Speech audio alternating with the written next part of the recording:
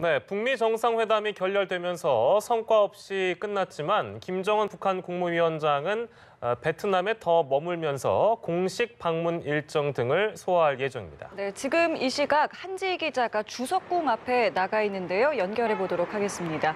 한 기자, 이 북한 언론도 이 북미 회담 소식을 대대적으로 보도했다고요? 네, 그렇습니다. 북한 언론들도 일제히 북미 회담 소식을 보도했는데요. 결렬과 관련한 내용은 없었습니다. 노동신문은 북미 회담 개최 소식과 더불어서 양측이 정상회담을 약속하고 생산적인 대화를 이어나가기로 했다고 전했는데요. 8개월 만에 회담을 위해 마주선 순간부터 이어진 친교 만찬까지 총 17장의 사진을 실으며 대대적으로 보도했습니다. 이번 회담에 대해 신문은 미국을 비난하는 표현 없이 앞으로도 대화를 이어나가겠다는 의지를 적극 드러냈습니다. 조선중앙통신은 불신과 적대의 관계를 근본적으로 전환해 나가는 데서 중대한 의의를 가진다는 데 인식을 같이 했다고 설명했습니다. 그러면서 북미 관계의 발전을 위한 실천적인 문제들에 대해서 건설적이고 허심탄회한 의견 교환을 했다고 전했습니다. 다만 북한 매체들은 트럼프 대통령이 기자회견에서 밝힌 것과 리용호 외무상과 최선희 부장이 심야 기자회견에서 말한 입장에 대해서도 전혀 언급하지 않았습니다. 이 같은 보도를 두고 일각에서는 북한 주민들에게 정상회담 소식을 시작부터 알렸기 때문에 아무런 성과가 없으면 김 위원장의 권위에 손상이 나올 수 있다는 점을 의식했기 때문으로 보인다는 분석이 나오고 있습니다.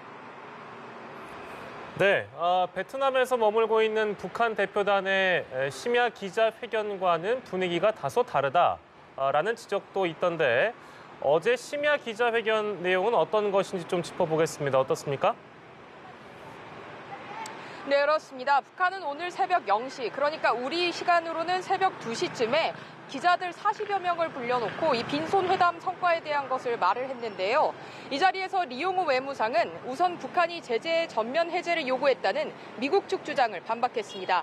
리 외무상은 북한이 플루토늄과 우라늄을 포함한 모든 영변 핵시설에 대한 폐기와 이에 대한 전문가 입회하의 참관까지 제시하면서 민생과 관련한 일부 제재 해제를 요구했지만 미국 측이 한 가지 더를 요구하며 이를 받아들이지 않았다고 밝혔습니다. 이 회견엔 최선희 북한 외무성 부상도 참석했는데요. 최 부상은 김정은 위원장이 앞으로 북미 협상에 대해 의욕을 잃을 수도 있을 것 같다는 취지의 발언을 했습니다.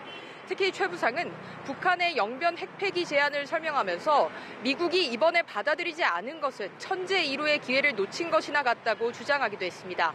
노동신문이나 조선중앙통신과는 달리 어제 회담 결렬 책임을 미국에 돌린 것으로 보입니다. 지금까지 베트남 하노이 주석궁 앞에서 연합뉴스TV 한지희입니다.